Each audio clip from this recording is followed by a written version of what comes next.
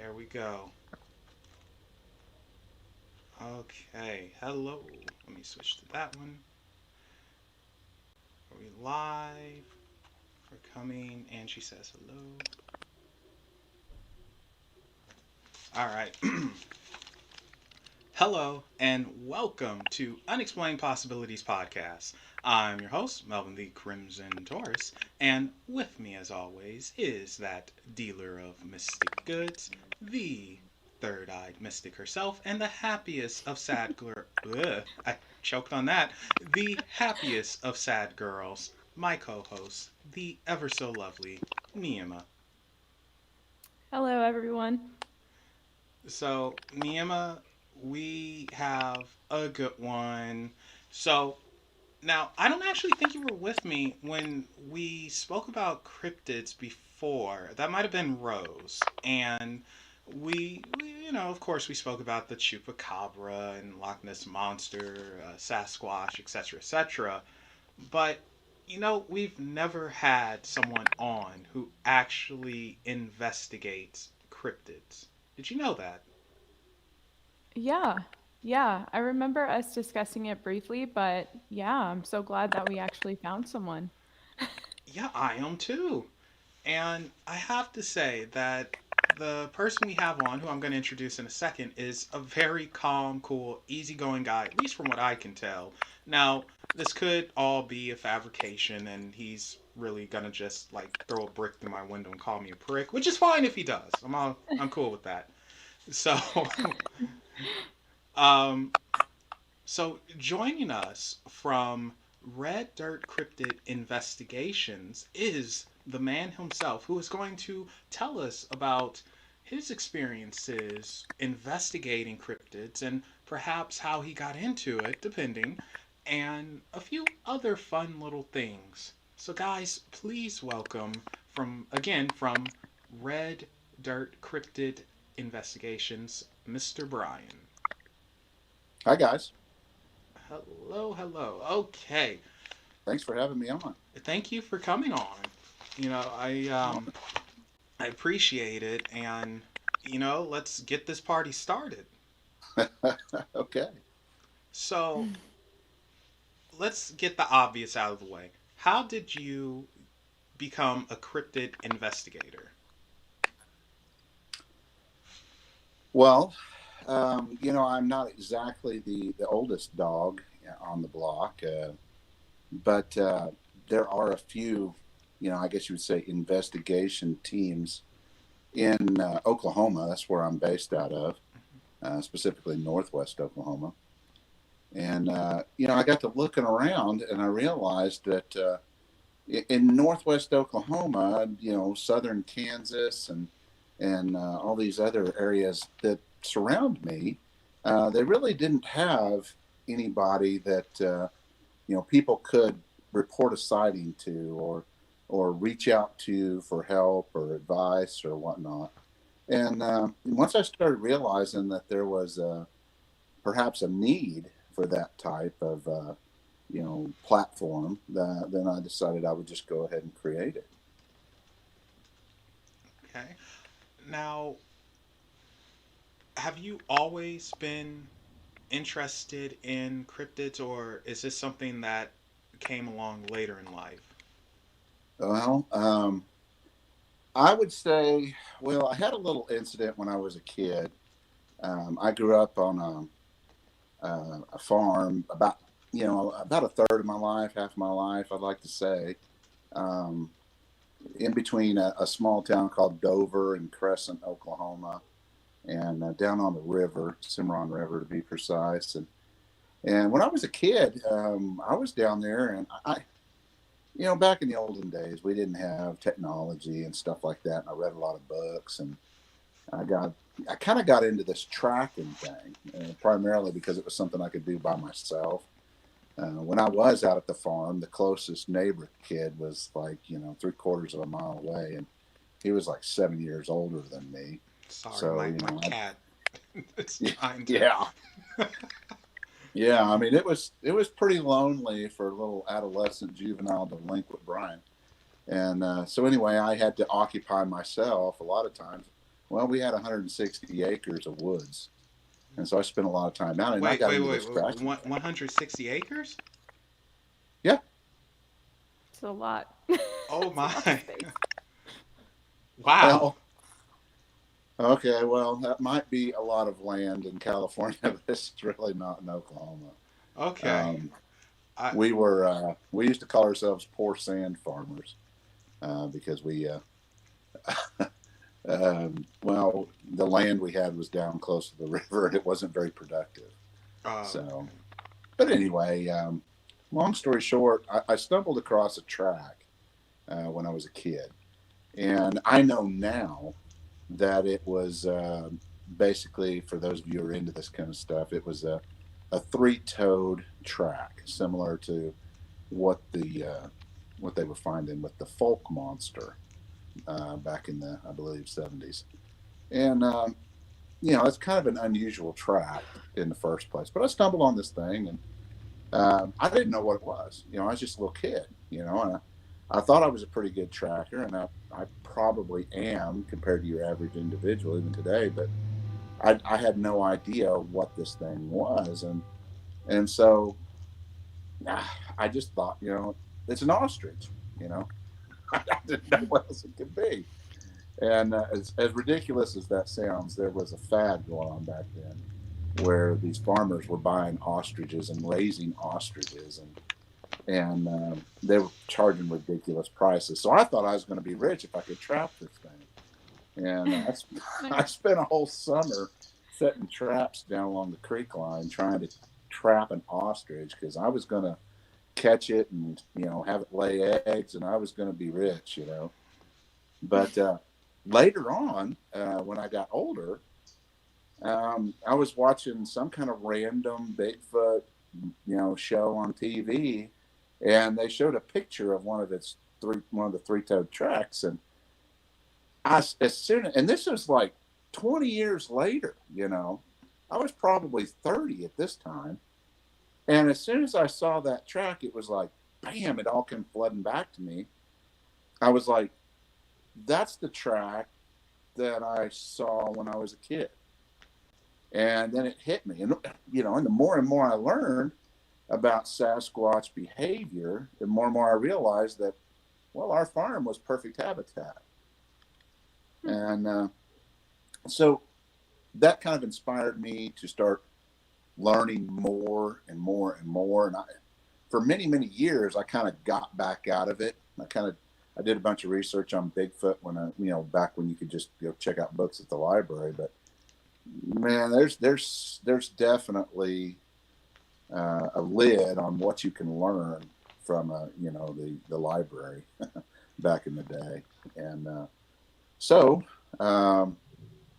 fast forward a few years with the internet and everything, and I really just kind of fumbled into like Sasquatch Chronicles. My brother sent me a link to one of the Sasquatch Chronicles, because we've been joking around about Sasquatch and stuff for years, and talking about it, kind of, tongue in cheek type thing, and we'd seen some things out in the woods that we couldn't explain, and had some random weird experiences, and then I kept hearing people talking about this thing called the Dog Man.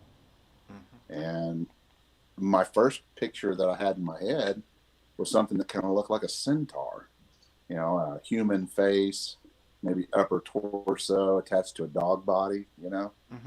And so I got to looking, and I got to looking it up, and I realized, holy crap, I've seen one of those.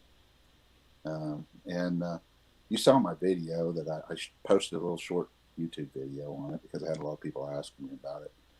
And but yeah, I realized I've seen one of those. And long story short, that kind of propelled me into wanting to look into this deeper, maybe even go out and investigate scenes where people have had encounters, and to keep track and kind of start creating a database of what's going on out there. my eventual goal is to be able to share all my intel with some of the other groups in our area so that we can, together we can work together and be more, I guess you could say, precise or precision with, our intel. So, Yeah, you do want to have some type of system made instead of, trying to. Everything is too scattered. We'll just put it that way. And so oh yeah, having something that is organized and you can reference and check off and see similarities, that can go very much a long way. oh yeah, oh And, yeah.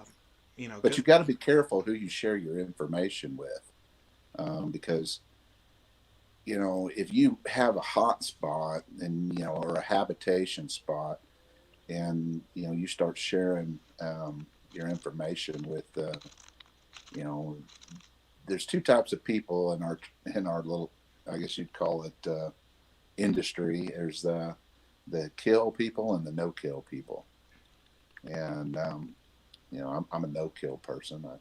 I believe in live and let live, and I really would not want to share any of my intel with somebody that I knew was intentionally going to go out and harm them. So Yeah. Hmm. So, kind okay. of into it. Well, Okay. that Political. actually, that's going to bring me to this. Do you think that Sasquatch, for example, or a dog man, whatever you want to call them, do you think they are dangerous to us, or are they just living like everything lives? Well, um, you know, putting every single one of them in a category is impossible. It'd be like, you know, are humans safe?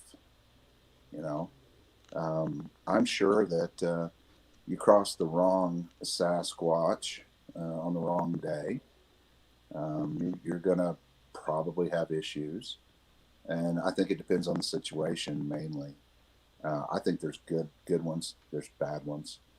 Um, can't really say that much about dogmen because there's so information on them is so scarce.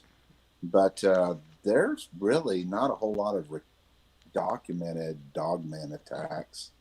You know, where they're really not out there. But when it comes to dogmen, I'm going to say you better just stay away from them because I'm smart enough that I listen to the First Nations people when it comes to this stuff. We've, Hmm. we've got a lot of First Nations folks in our area. And, when you talk about Sasquatch or the big men, some tribes will say, oh, he's your big brother. He's watching out for you. Some tribes will say, oh, they'll steal your women. And so there's kind of 50-50. But I don't think there is a single First Nations tribe out there that says that a dog man is anything good at all. It's bad Okay. omen. So I'm going to go with them because they've got a lot more experience and wisdom in these things than we do. And so, but the Sasquatch, I think the ones you run into, I think you've probably got a very rare chance of actually coming across one that is going to intentionally try to harm you. I don't think they're out to get us at all. Oh, and Angie has a question for you. She's listening, and she wants to know what's your opinion on the TV show, the Bigfoot investigation shows, like what's it called, Hunting for Bigfoot or Searching for Bigfoot, that something like that. Well, she's going to drag me into some political stuff, aren't you, Angie? Uh, Angie, you're opening a can of worms. well, first thing I want to say is I really don't want to bash. I don't want to go on record as bashing any group because I think that's part of what's wrong with our little cryptid society and Bigfoot societies. It's like everybody's ready to just tear each other apart. Um, Man, I've got better things to do than to sit there and point fingers at people and argue. And but the facts are the proof is in the pudding when it comes to these shows. Okay, where is he? Well, he's not there. You know, um, something's going on there. If anything, if anything, you should be able to draw a conclusion. I mean, you take like Finding Bigfoot. I mean, what's their budget? You know, how much money do they have invested in that? And they still haven't come up with anything. You know, it's kind of amazing. Or here's a good question: if they did come up with something, would they put it out there? That's a good question because once you found him, well, guess what? Your show's over. That's true. I never I thought mean, about it True. like that. That's actually, well, it's, you got a point. yeah. I mean, it's kind of like Right. Oak Island. You know, I mean, once they find it, it's like, well, guys, what are we going to do now? We're out of job. But now, you know, I do watch some of those shows. You know, some of the more popular ones. You know, I like Bobo. I think that everybody picks on Bobo, and I think a lot of people stereotype him. But you know, if you really sit down and you listen to him, the words that coming out of his mouth are pretty intelligent, and I think he's got a lot of experience. I think the Cliff Brackman, he seems like he's a very intelligent man.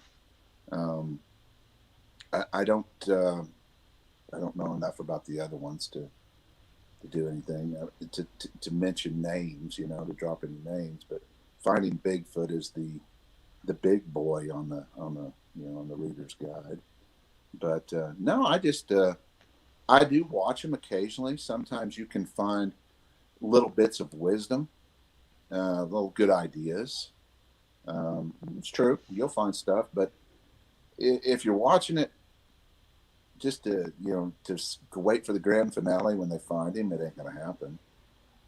So there you go. Yeah. And Angie, she has a follow up here. She says that we have a theory that the shows are there not to prove Bigfoot existence, but to show people there's nothing out there.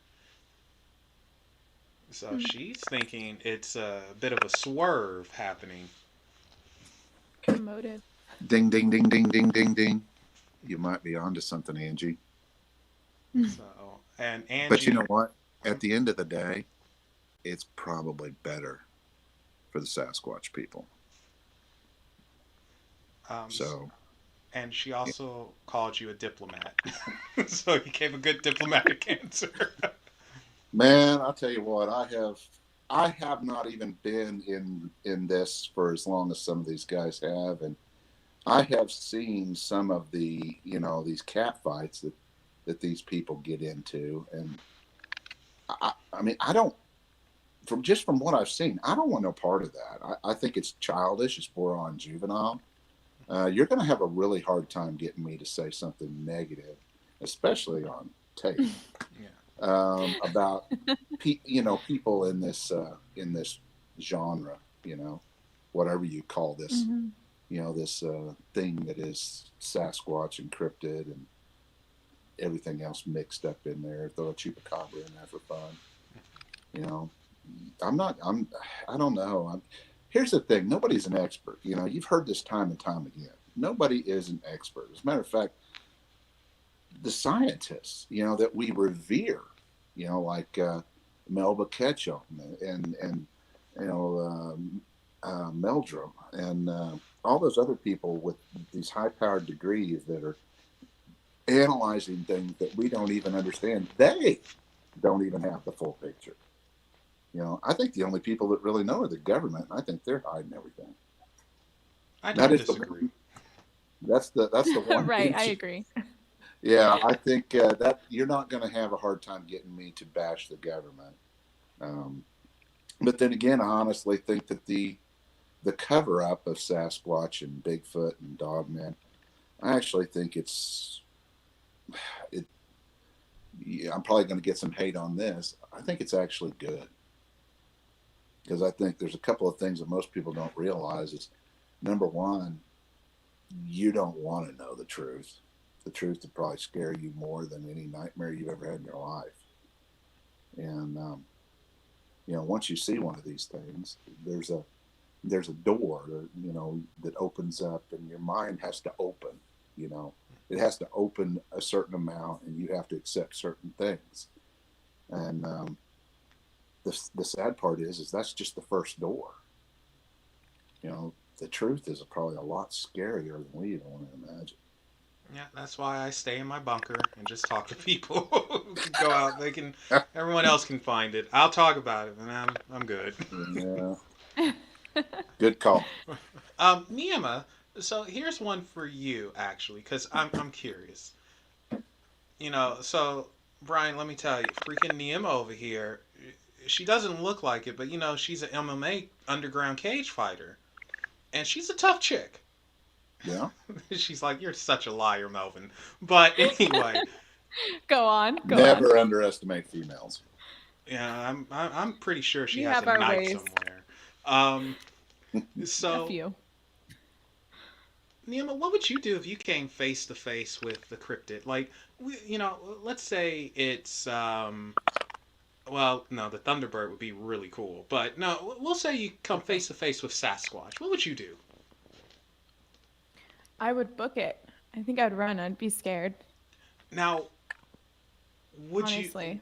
Why would you be scared though? You're seeing something that people have been trying to capture for who knows how long now, and here he is right in front of you.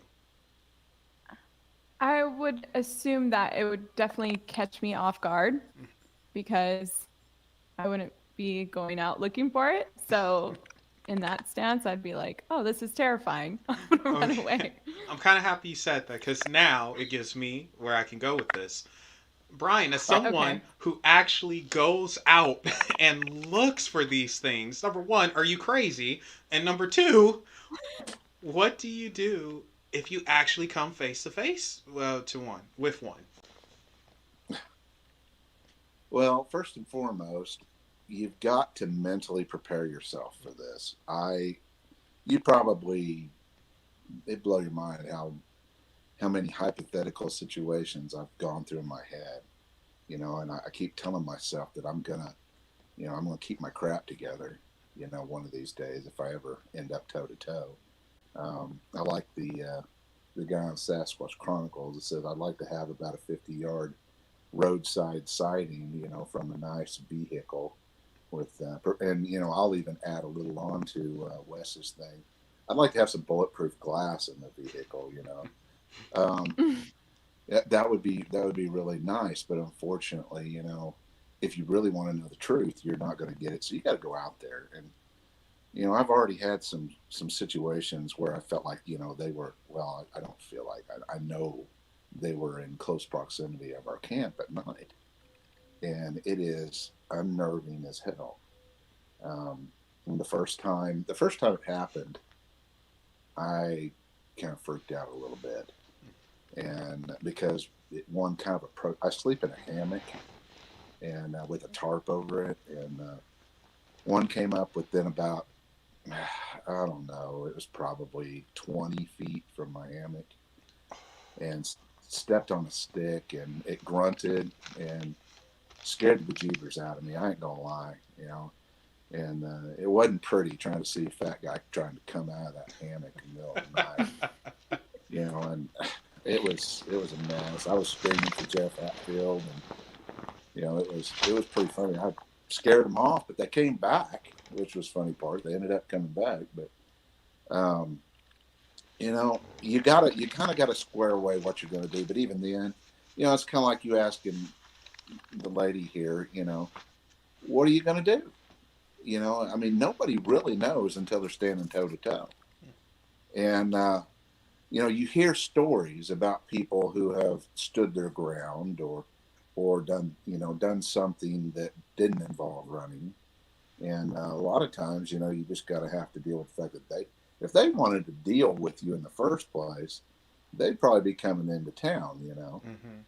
That really don't happen. They're naturally afraid of us, and probably rightly so, because we've all got that evil side to us, and so kind of like we don't know what we're going to get, they don't know what they're going to get whenever they run into a human. Yeah, flip of the And coin. yeah, could be a bad one, could be a good one, and so who knows? That would be really cool if a person. I'd like to think that if I ever did run into one, that I could drop down to my knees, and they say that well, Jane Goodall, the famous primatologist lady, Hmm. um, what she did, and not to have the Sasquatch people confused with apes, but she would drop down and start pawing around in the leaves and in the the grass or whatever, to make it look like she was foraging, and that was I guess you could say it's universal language for non-aggression. And I'd like to think that I would be able to keep my cookies together long enough to do something along that line to prolong the interaction and maybe even promote a little trust. I don't know though. I've never been in that situation until you're toe to toe. You Now, know. you bring up something interesting, and when we spoke a couple weeks back, you briefly mentioned this, and I had no idea it was somewhat of a split among the communities who investigate Sasquatch. But there's some who believe that it is a type of great ape, and then some that don't. It's like, this is something else. So, what are the possibilities of it being some type of ape, or maybe even some type of Neanderthal that somehow survived, or maybe it's its own species in general? What do you think about that? Well, I think they demonstrate enough intelligence that they're obviously not a simple ape. Um, Countless reports of them doing amazing things, and I'm not talking about levitating up into a spaceship. I'm talking about their simple ability to be able to elude us and outclass us in the woods 100% of the time. Okay, we've had people looking for them forever. We've got, and nowadays, we've got at any given time, you've probably got 50 or 60 people out in the woods with cameras in their hot spots trying to get them on foot, get footage of them.